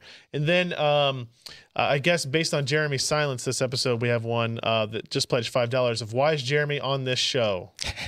Pledged $5. And we're going to answer that question right now because Jeremy's going to tell us about the latest Intel rumors. Jeremy? Yeah, we got a few of them too. You do. The first one I don't think too many people care about, which is that Kaby Lake X is likely going to die before the end of the year. If it was ever alive. It was never really alive in any way. It was just sort of announced about the same time Ryzen was, and no one cared. I mean, So, it was you know- announced with Skylake X, right? They announced all these parts. Oh, They yes. announced and launched them, Yeah, the two. I think we had one. Yeah, we have a 7740X, I think. Yeah. A whole one. Yeah. That's Got true. more shields than that. A lot more actually. If you like your 7700K to be on a bigger socket, there you go. Always, always. Now, as far as what we do care about, Skylake X is getting a refresh, and one of the parts about it is that they're moving to solder underneath the heat spreader as a TIM. So people won't be delitting these ones as much as they have the last. And this also means, from the rumors, about 150, 200 megahertz jump in frequency just based on that. What's the timing of that? Do they say when those new parts might be out? Towards the end of the year-ish. Okay. So think Q3, Q4. But the other thing about it, and it was Supermicro that let this one slip, is that you're going to have a 300-watt TDP, Oh my God, that ad. Jesus. Come back. which Where? is utterly insane. And That's a lot. so Supermicro essentially said, our new X299 boards are going to support up to a 300-watt TDP. So That's gonna be a there's going to be some big VRM layout changes. Heatsink. You're going to coat those VRMs in gold? Yeah. So So it can the- melt down and you can sell it and buy another system. No, but Yes. aluminum dissipates heat faster. Copper just conducts it faster. So just coat them in aluminum. It's much cheaper. Fine. Fine. Yeah. Works for wiring. 300, But you know so what? A 300 This is watt not processor? exact- What the Yeah, hell? sorry. What? Well, the rumor is Am I that behind? their boards are going to support 300-watt TDPs. So, like, if you add overclocking in there, I don't think they're going to ship a 300-watt processor. So 275 still. That's pretty impressive. Like, look like at a how much GPU. power Yeah. the 7900X was drawing when you were overclocking it. Yeah. Oh, it was a lot. Yeah. Right. Yeah. So, Yeah. I would hope it's not 300 on the base, and then you can overclock it. What if it's 300 on the base and they're not allowing you to overclock? That would sound like That's Intel. kind of been a thing. I would do that. Do you know the numbers of AMD's Threadripper versus Intel's 299 series? Numbers What in terms of like numbers? shipping? Like Yeah, one is apparently 299, one's AMD 399. ate about 30% of that market with Threadripper. I do And not it know is that no offhand. joke that And that's something Intel is responding. that's something that sways, month to month as well. I will say it's significant. I don't think it's up to 50%, but it might be in that 30% range. No, 30. Yeah, I would imagine 25 to 30 because it's a solid product for a lot cheaper. And if you imagine, we're probably going to see a new Threadripper that's, say, Computex time period, judging on when, like, Yeah. we're getting up on Zen Plus launch, it seems. Like they said about April. So, Yeah. What's What are the other things that stand out on this roundup of rumors? Well, the other two things are Cascade Lake is probably going to be 2019 as opposed to the end of 2018 as we were hoping. So again, likely to see it at Computex around the same time you're seeing that other processor. All right. And a very quick mention with almost no details whatsoever about Intel's new discrete GPU, which is going to be called Arctic Sound. And so you'll get the on-die version, sort of like you've got with the Vega chip right now, and a discrete GPU accelerator for streaming tasks and, from the sounds of it, the HPC duties that NVIDIA does. Raja's going to be working on it, but I don't expect to see them in the desktops. Yeah. And again, all rumors. It's very early for GPU design, right? So there's two avenues that Intel could take in that regard. They could take their existing architecture that already, is fairly good in the integrated sense, and you could just scale it up, right? And then you scale it up, you make a much bigger chip, and you decide, well, is this TDP valuable? Do all the fixed function units, can we attach enough ROPs? Can we attach a wide enough memory interface to it to make it all function and usable? You could do that, and you could do that relatively quickly if you have all the tools in place and all the personnel in place. I'm very curious if Arctic Sound is supposed to be a new architecture, and anything is being said about it in 2018. That's really quick. Well, I mean, I think the rumor was that it was a part that was more focused on like server acceleration for things like encoding. It was a media. Probably using Gen 9 architecture Yeah. that they're going to try to repurpose as more of a discrete Yeah. GPU solution. I mean, they could do that. I would. My advice to them would be, oh, please, dear Lord, if it's not honestly a very good part, do not release it. Right? Like, if you're Intel at this point, They've got all this like positive hype around them. Yeah. Like, oh, what are they going to do? What's their discrete GPU going to look like? And if they release a clunker, the Intel i740, Josh, you remember that part, right? Intel i740, that was discrete their GPU. discrete GPU. Yeah. It was probably in 1999. Starfighter 3D. That's right. Correct. Starfighter. It was not very good, but it was okay. No, it was good if they had released it on time. But they decided to add all these AGP function to it and made it essentially a year and a half late. Well, tough toodles, I guess. What it is. All right. We have this Dell G series on the rundown, but I think I deleted it from the show notes, so I don't have a link for it. But Dell released G series gaming notebooks. I don't have anything for it. Yeah, I think it's like their Inspiron level gaming notebooks. It's their sort of mainstream gaming notebooks, not the Alienware stuff. So, I mean, they've had the Inspiron 15 gaming for a while. I think they're just kind of rebranding. HP did a similar thing today. We didn't have the news up on it, but they have Inspiron gaming notebooks now, as opposed to their Omen stuff. The HP does not have Inspiron sorry, notebooks. Pavilion. There you go. I was like, I was thinking through my wheels. I was like, no, something's not right in that sentence. Oh, there it is. Yep, got They're it. very similar brands. They if are you think Pavilion, about Inspiron. Yeah. I got it. So Okay. All right. So there's that. Let's talk about Samsung 7 nanometer. Apparently, based on this story from Tim, Samsung completes development of its 7 nanometer process tech. This is a heavily translated document, so keep that in mind as we go through all the details. They're 6 months ahead of schedule with its 7 nanometer EUV process. I wouldn't think you would ever be complete with the development of a process technology. Just saying. Well, you complete development, I mean, I and guess. you put it into production. Yeah. Yeah. But you're always like, trying to get higher You're always yields tweaking it and better. Oh, sure. Yeah. They have their first customer apparently in Qualcomm. Their Samsung's pushing hard and fast with its process technology. Let's see, $6 billion in a dedicated EUV line at its foundry in Hwaseong, Korea, and it's slated for completion second half of next year. That picture with that density of buildings there, that's accurate. Like the surrounding buildings. Yeah. Like, How in the hell did they afford to even clear that much space government out of that area? Because Samsung owns pretty much the all government. that place. Yeah. Like, Wait, did all somebody go to the jail for that things. already? And not only sure that, they but did. the Maybe. those are all pools on top of the Swimming on top of the pools. buildings. Like Yes. you drive around So Korea, the like those Heated buildings. pools, though. Those buildings on like the bottom left there are like apartment buildings for the workers, Yeah. and they actually say Samsung on the side of them.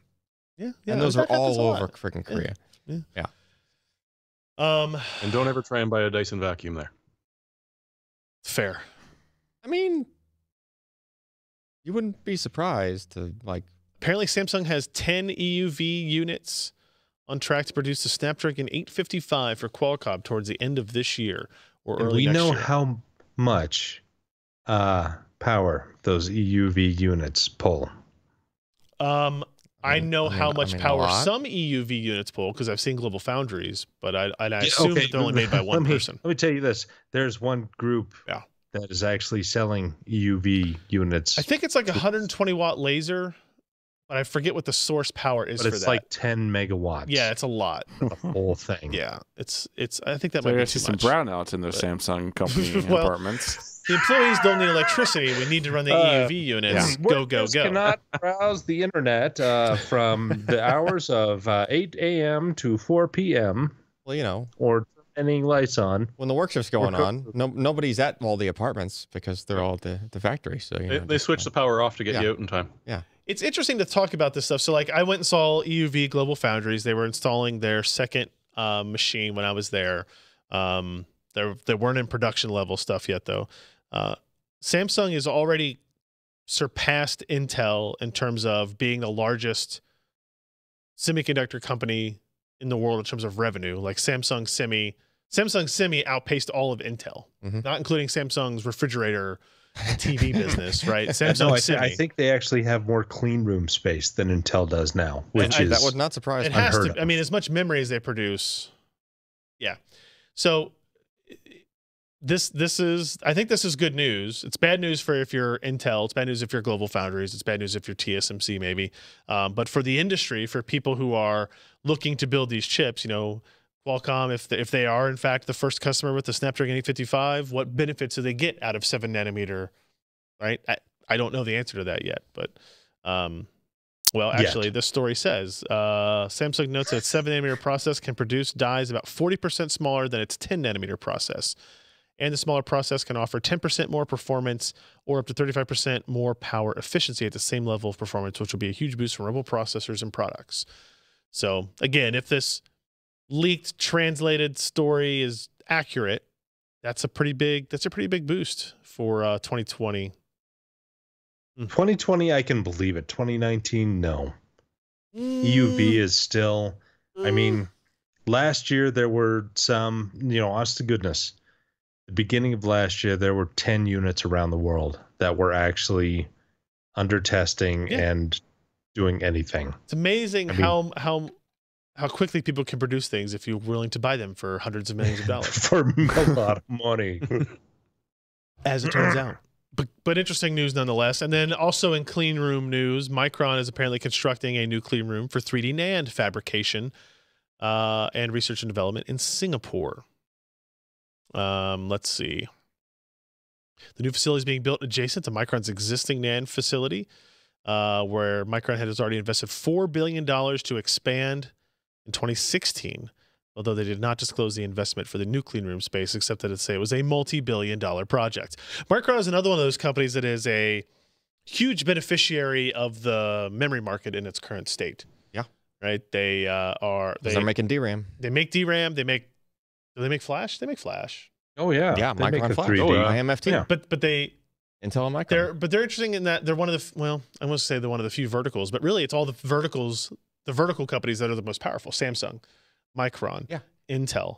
Although Intel uses other people's flash and stuff and controllers occasionally as well. Micron uses other people's controllers. Yeah. You know, they don't like make their own controllers generally, but they make everything else. The DRAM on the SSD, the flash on the SSD. It was interesting when we had the reps from Micron John out here, and John. the two Johns. Yeah, the two Johns, if you will, out here.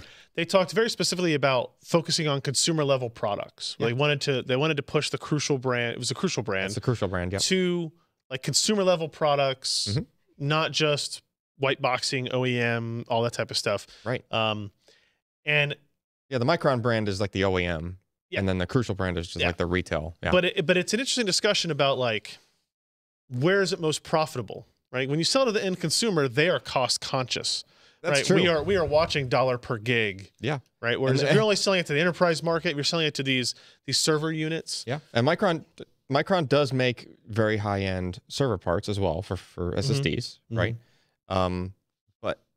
And what's ironic is like when you get to the Crucial side of things, typically you have like, you know, MX500s or in the past, you know, all the way back to like MX100. That was always the one you saw in like the fire sale price. Yeah. It was like, holy crap, look at this deal on these. Like, you know, can't even imagine how many times picks of the week have been some form of a Crucial SSD, right? Yeah, they're always the ones that tend to have like the very competitive MSRP and then they go on sale. It's like, holy crap. So somehow they're still making money on that. And I think okay, let me interrupt here, because the most amazing thing to me about Micron is in the 90s they were a small computer manufacturer in Idaho. they're still based in Boise. Yes, I said it right, John. Shit. Boise. What are you saying for? I don't know. Sorry, am I back? Oh yeah, there you are. Anyway, I thought it cut Micron. In the early 90s, small computer manufacturer in Idaho, and they have grown to this. There was a time when They are the anti-OCZ. That's true. Yes. They are. You're right. Aww. Crucial became and Crucial's brand was built on the memory configurator. Remember that? Like, Yeah. you told it what PC you had, what compact or gateway machine you Yep. had. It was for RAM. And it would tell you what memory you could buy, what RAM you could buy to upgrade your system. Mm-hmm. And it was a huge database, reliably accurate. And there was a point actually early in AMDMB's existence where Crucial was the largest sponsor we had, like by a significant margin. They were just like, oh, yeah. Just put a links up to a configurator, we're good.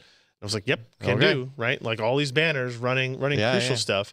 And they kind of fell off for a little bit. Now they've resurged some. So it's interesting. I mean, for that they've whole been company. fairly strong on SSD since way back. They just don't have the brand cachet that Yeah. Samsung has, or even Intel has, I think, for the most part. That's true. I had a Crucial, I think it was a 9800 Pro. They were making AMD graphics cards at some point Wow, I do not remember that. Wow. Interesting. for a short amount of time. Yeah, they OCZ made did, NVIDIA and for graphics about like cards, so- about Really? one generation, Yeah. then that was it. Wait, really? OCZ made GeForce cards for, I think, one gen. Yeah. I feel like those are two They had a graphics cards we should GeForce have 3. somewhere around the office, like up on a wall. Shortly before things went to hell. Yeah, for one of them. Such a at least. mishmash of Yeah. stuff. All right, let's talk about this interesting story, Jeremy. Computers can now read my poker face, you tell me? That's good, because people already were doing that. Yeah, hold on while I attach all these probes to your cheeks, Yeah. and you know, So Yeah, what it, is does, this it really about? does look like a face hugger with very bad spatial perception sort of came in from the back. But so the idea is that this thing, which is an alter ego, it's a project out of MIT, it senses just sub-vocalization. So just the barest movement of your tongue and translates that into speech at about a 92% accuracy rate, which is not too bad, although it's still going to be entertaining occasionally. And it makes great sense for being combined with VR, because one of the things with VR is you're very limited in your inputs because, well, you can't see a damn keyboard. So unless you're really good at touch typing and figuring out where you are on the keyboard, you're limited in the ways you can interact with the world you're in. This text-to-speech sort of in a form factor that could be built directly into a much larger VR headset, or at least one with extra fingers on it, would probably be a really damn good thing. The other benefit of it is that you can put this on someone who's lost their ability to talk for whatever reason, and just as long as they've got some basic muscle control, this will be able to make the speech into text, or make the sub-vocalization into speech to text that's being read out. So it's got a couple of interesting uses, and it's going to be a little while before we see it, but it will be interesting to see how this extends and if we can get some sensors that don't look quite so creepy. speaking of creepy sensors, I'm curious if this is better or worse than the OCZ neural impulse actuator. Is that right? Yeah. Yes. Michael so. Schutte is so proud of you. He is. This was Beaming with literally joy. sitting on a shelf, It's the easiest thing I've ever found in this office. and I was going to ask you to grab some cards. so by So the we way, could that, pretend. when you make that hand gesture to them behind your laptop screen, I thought I was.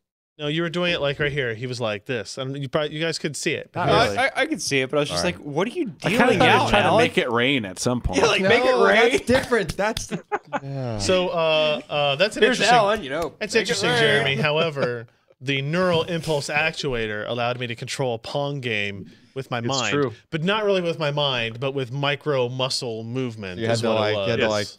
do Yeah, it was your- like raise your eyebrows. I was like, guys, that's not neural impulse actuating. That's Oh yeah, that's neural. what do you think muscles is making the your eyebrows muscles move? well, then in that case, everything. My mouse is a neural impulse actuator Yes.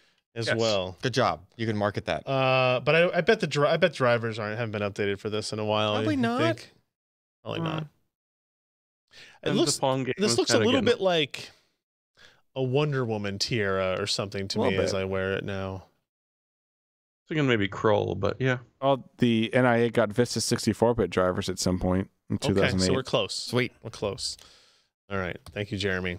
HP announces the Chromebook X2, world's first detachable Chromebook. Ken, tell me about this Chromebook. It looks Is there a detachable. song with detachable Chromebook? Yep. It's my King favorite Whistle. band. You probably don't know them, though. So what am I looking at? What's special about this? It's the world's first detachable Chromebook. I like how that left 3 triangles on your head. Nice. So Looks I think it broken. was 2 weeks ago, right before the iPad announcement, we saw Acer announce the first Chrome tablet. Okay. Apparently, Something on the web about how's the first Chrome tablet. How's the Fuzz Chrome tablet going over Yeah, there? yeah, the Fuzz that Chrome tablet. came up with the right article. But so this is kind of building upon that. It's the first detachable 2-in-1 Okay. Chromebook. So you get kind of Is both it advantage of seem like a both. pretty like a high quality device? What are the specs? Here we are. Yeah, Core M3. Yeah, it looks like a premium built device. They're I think at a high price point. It's $599, I believe, for Okay. the 32 gig version. I think that's the only version with the Core M3, 4 gigs of RAM, and the keyboard attachment. So Gotcha. they're only selling it with the keyboard and stylus, which is a nice touch. But $599. Yeah, I mean it's fairly high for a Chromebook. Yeah. Although it's not we've the most seen, expensive Chromebook. I was gonna say we've seen Yeah. Google's go way higher than that as well. Yeah, that seems cheap for a Chromebook somehow, which is kind of sad. Yeah. Well, for a premium one, I'll agree with. But if you combine the capability to run Android apps, which this will do, it has that capability, and the sort of tablet functionality. If you're looking for a tablet, but also are looking for a Chromebook, it could be an interesting sort of crossover Yeah, point. it's a tough discussion to have after Apple did their iPad education thing. Yeah. $299, but plus a keyboard, plus a You end up stylus. more than $599. I think it's $200 extra, so it takes you to $499. I A think case for it. and a stylus. For the keyboard case is $100 from Logitech, and the stylus is $100. Huh. It takes you from 300 to 500. So you're in the range, but this is still Yeah. a more expensive item. But it does look interesting. It's been a while since I've looked at another Chromebook. Yeah, I've Um, kind of had the urge to try Chrome OS again recently. I was trying to figure out what the best Chromebook we have in the office is. I've got several. Yeah. I will also say I got an email today about some new Google Gmail features and offline support coming back Ah. to I Gmail. kind of want to just try Chrome OS for a week. Yeah. At some point. Let's see. Why is he laughing? I move from laptop to laptop pretty frequently, and Yeah, it's the like- vast majority of I usually only install Chrome. Yeah. It's Yeah, I don't do. Everything I do is more than browser-based that, at this but point. Yeah, I'm with you. Yeah. You know, education is buying these things up hugely. Yep. Mm-hmm. You know, Apple had kind of a big thing in there because, you know, a lot of teachers had used Mac products. Mhm. They were happy with them, and they got a lot. Right now, just the price of Chrome books is overwhelming everything else. Can be. This is not that one, but others Probably not. and this will is be. not repairable like the schools want, I would imagine, as a tablet. Like Apple's repairable. No, that isn't either, but like schools aren't going to buy this for students because it's Right. a giant pane of Right. glass that they can do nothing with. A couple more stories. 1111. 111. Well, yeah, 4 ones. Cloudflare's encrypted DNS still going strong? Question mark. Hear me? Well, no, there's no question mark. Oh, okay. There was when they announced it on April 1st because, you know, that's the perfect day to announce a new product, That's a isn't bad it? idea. Yeah, 4-1. Yeah. Worked Makes for Apple. perfect Yeah. sense. I get Yeah, it, I mean, but April Fools trumps all. Yeah. yeah. Even if you are 4-1s. And for the first week, there was a crap load of traffic through it. A lot of it was complete and utter garbage, just people trying to see if they could bring it down. And long story short, they couldn't. So if for whatever reason you don't like Google's DNS, or for many good reasons you don't like your ISP's DNS, Mm-hmm. this is a new one to give it a shot. It is free, and it fully supports both DNS over TLS and DNS crypt. So if you want to go through the nightmare of setting up encryption on your DNS, you can do it, and it's fully compatible. It does sound like a nightmare. It's not fun to do. It can be done, and a lot of people have done it, and some of them don't simply offer it to you. So it's nice. And besides, if you're not so much into the 8s, go for the 1s. Interesting.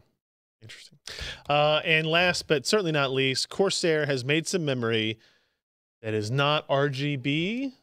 It's not bright red, green, or blue. That's what RGB stands for.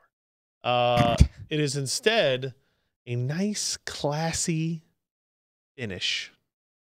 This White. is Dominator Platinum Special Edition.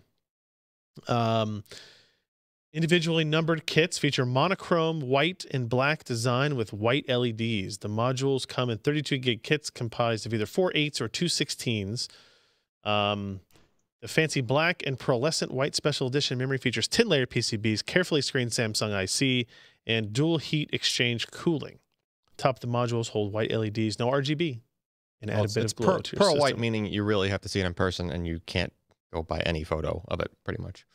Is that what that implies to you? Like, pearl white is extremely hard to photograph. Yeah, but if you need a white RAM module, Sebastian could that's do it. about your only choice. yeah, Now, without now, customizing the it. problem with anything that says special edition, individually numbered, usually means what? It's Expensive? More along expensive. with anything that says DDR4. Anything that says memory, it yes. says RAM on it. So the 2x16 gig kit is $439 MSRP. Good The Lord. 4x8 kit is Yay. $479. Okay, that seems high. But I mean, you match it with that MSI board and you put it in does look that pretty good. Corsair 275R that Sebastian just reviewed, and you've got a nice metallic white system. You can look at your money from flying stem away. to stern. Yeah, it's just, It does have You an still won't have XM2 GPU to put it in. XMP 2.0 profile that goes up to 3466. So there is that. It is fast memory, at it least. better be. But it is You want it. it is expensive. But I just no, that's not very good. I do like So you buy the cheaper stuff and you get some white paint. darn this Yep. low quality picture. Yeah, I guess Either too big or too small, right? Just saying. whatever. Take an afternoon. You'll know if they're not individually numbered. You'll know. I can individually You number my can. RAM You- modules. You'll You know. need to send those to Sebastian to photograph. I didn't get any. True. They didn't send me any. I Oh, know. Because they're limited edition. still needs to photograph them. Oh well. All right, let's get to our hardware software. Oh, I forgot it. It's sitting over there on the desk. Will you get that for me? My hardware pick of the week is a ruler. Nerd. One PCB to ruler. rule them all. No, you can't. What? I can't what? So this was a something that NVIDIA gave out to some of the media analyst groups at NVIDIA GTC this year. This is something that's been around for a while. You've probably seen pictures of it. Anybody who goes to visit the new NVIDIA campus can go to the gift shop and buy these if they're available. They're how much? $3.50? $3.50. About $3.50. So this is basically it is a just over. Let's see. It's 30. Oh wait, hold on. It's a 1 foot ruler, 30.5 centimeters. But the important thing about this ruler is it has all the. You can show these pictures here. It'll be a little bit better descriptor here. It has a bunch of just like cool engineering, stats versus metrics and stuff. If you want to see what the pin layout of a GTX 1080 GPU is, that's this guy right here, or a GTX 1050, Tegra X1, Tegra K1. It has more practical layout stuff for It like. does too. But like, hey, look, here's DDR3, DDR4, GDDR5, LPDDR4. It's got trace pitches down here. You've got tables that show your trace width, your impedance, and your what is milliohms per centimeter? Is that what I'm looking at? It's the resistance of the trace. Resistance. Yeah, it's okay. It's an ohm. There you go. It gives you all the formulas, like in case you forget that V equals IR, P equals I squared R, P equals VI. It's just a really cool Wonder where the QR code leads. trinket. I bet it goes to NVIDIA.com. It says NVIDIA.com under it, but maybe not. And then on the front side, you've got Like all your standard capacitors. polarized and capacitors, inductors, all this pretty cool all stuff. the surface mount. Which even if component you're not sizes. a surface mount engineer, is still pretty neat to. I don't want to explore rulers on Pinterest. Oh my god. What makes it cool is if you had a surface mount component, like you got your hands on a surface mount resistor, or and you want to know what size is that. Like you have no idea if you were trying to find a replacement, right? I mean, clearly this isn't going to have everything on it. No, but it's got a lot. What It's got a lot of the common ones. are the holes on the top for? Wire gauge. Oh, Yeah. there they are. Okay. It has the labels on the other side, right? Wire gauges 8, 10, 12, 14, 18. We could see, Josh, if we had that power supply open, we could see. Yeah. It only goes down to 8, but Mm-hmm. It was probably 8. here's your Thick. tooling. sizes. By Josh Tech. Made in USA. We looked. You can buy these on eBay. They're selling for like anywhere from $25 to $35, I think. There are also plenty of other people that have made PCB rulers like this, like That are Digital Key NVIDIA and their branded. generic Yes, ones. correct. So Correct. Now you won't have GTX 1080 pinouts on It's them. true. Can they fit a Titan on there? What does No. it taste like? Notice there's no 1080 Ti on here. The ruler is not wide enough for that. What does it taste like? It probably tastes like Does copper. it taste like copper? Yeah. Smells like, doesn't smell like pennies. Oh well. So that was pretty cool. So what do they even call this? What's it actually called? It's the NVIDIA ruler. Okay, there you go. Yeah, apparently it's a very hot commodity at the NVIDIA offices. So you can pick one up on eBay if nothing else. Who's up next? MKV Tool. Yeah, so I had some NKVs that had like default language being like Polish or something. You know, the language. As Are you you do. talking NKV, Yeah. the Soviet secret No, police? No, the media transport. video files. So so if you have some a video that you might have acquired any random place on the internet that happens to have Big like Buck Bunny. that happens to have like either subtitles that are default in a different language that you don't want to pop up every time and have to like change back to English, or you know, a language that's not English and you want to change it back to English every single time, Mm-hmm. you can just re-transcode. Well, it's not a transcode. Remember a virtual dub with its direct stream copy thing? I don't just remember it. I know it. Vividly. Oh yeah. Like you could take that and you can modify which audio tracks were in a, you know, an old like an AVI or something, right? And you can then just do a straight copy where it didn't re-encode, you didn't lose quality. Right. It just kind of recreated the file just without the streams you didn't want. Right. Right. This is the same thing for MKVs. You can just choose. There's just checkboxes. You open a file, you drag into it, and it just shows you everything that's present, all the streams, everything else. If there's a DTS stream that was taking a bunch of space and you just wanted the regular 2-channel audio, just uncheck the DTS stream and like, export the Okay. file, and then you just end up with a file with the stuff stripped out that you didn't want in the original. All right. Simple as So this is the kind of tool that I would never use because it has downloads for CentOS, Debian, Fedora, But it FreeBSD, has Windows. Mac, Windows, What's Ubuntu, Zenwalk? Slack, It has Windows. Open SUSE. Indiana. others. Let's see what's others. I don't even know. what that- Chocolatey? No, wait. That's the Windows Package Manager. Oh, others. not the Unfortunately, I do not have official. access to other distributions and cannot provide binaries. No, never mind. Yeah. Okay. But they do have a Windows build. That's what led me to them, because I just wanted to do it on Windows and not. MKV Tool Nix. There's a bunch of NIX. different- There's a bunch of different MKV tools. Like there's like one for building MKVs and one for just like picking them apart and like taking all the streams out, like extracting everything.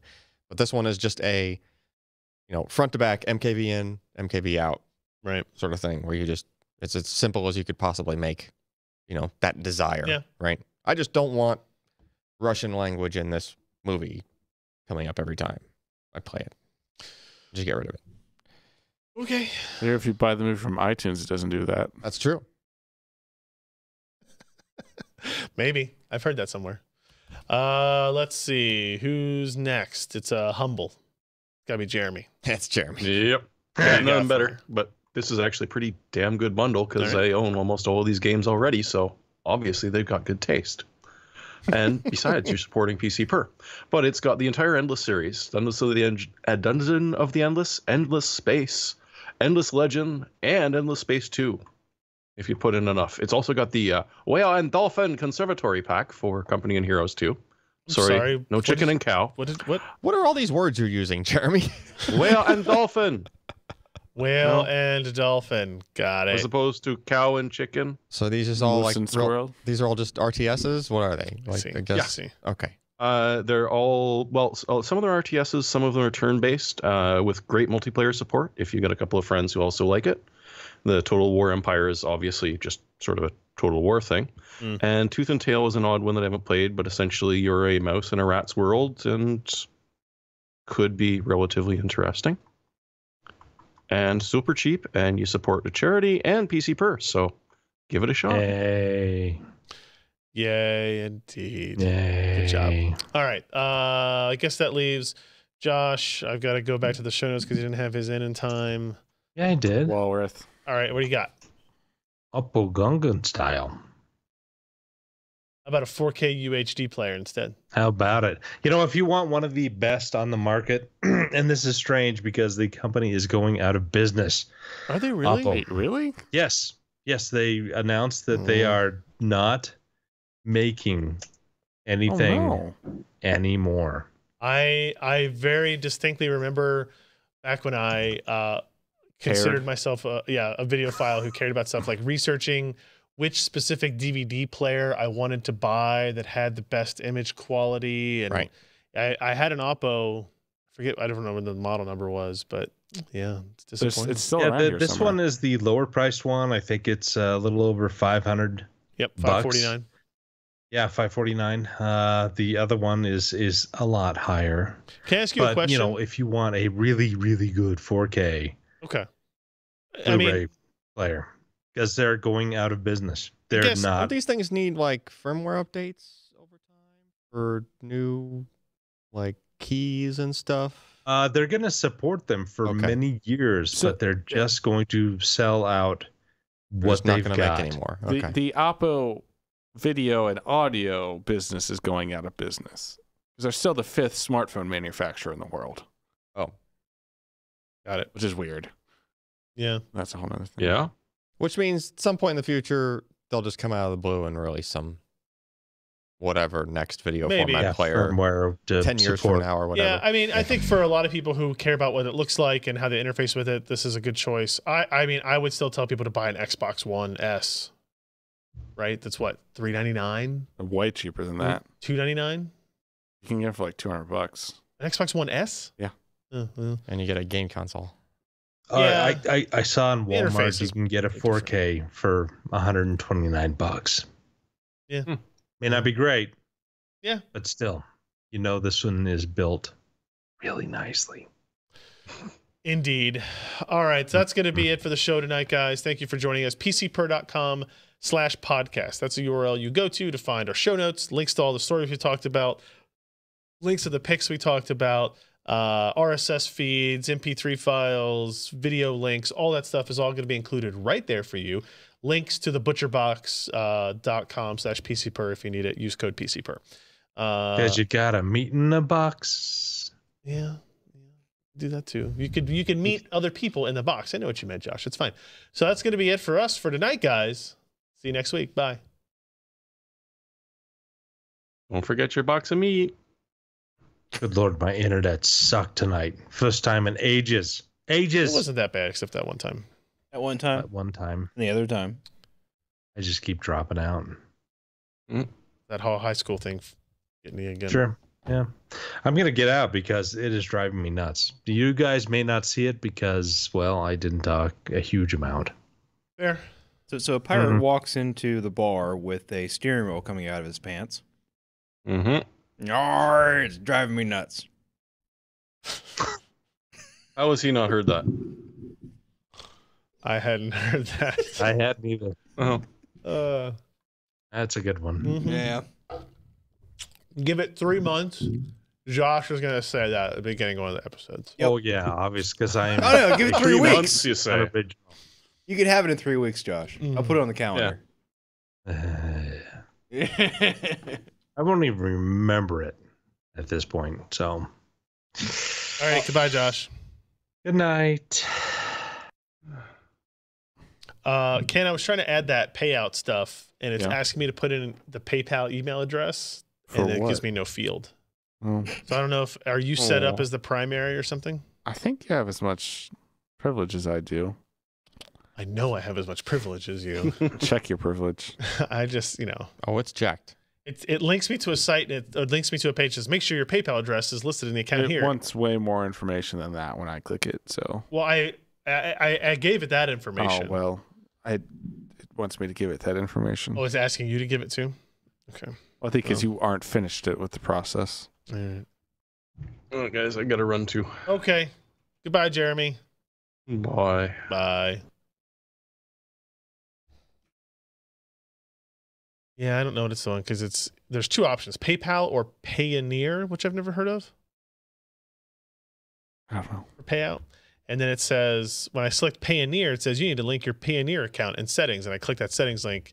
And there's literally nothing that says how to link that even too. So I'll look at it on yours when we're done. Yeah. Okay.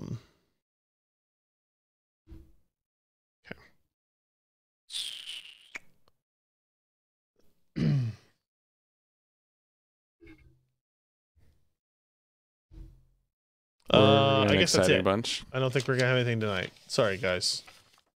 Thanks for hanging out. I could talk about at length about the failures of Azure's network stack today. I mean, you're welcome to talk about it. I don't probably want to hear it. Nah, I'm just gonna drown that sorrow. Let's have a late night NPR style show with Alex in the studio. All right, everybody. Thanks for hanging out in the chat room. Sorry, nothing going on here afterwards. You're on PC Per After Dark. Almost midnight, and I'm tired and I'm old. Goodbye.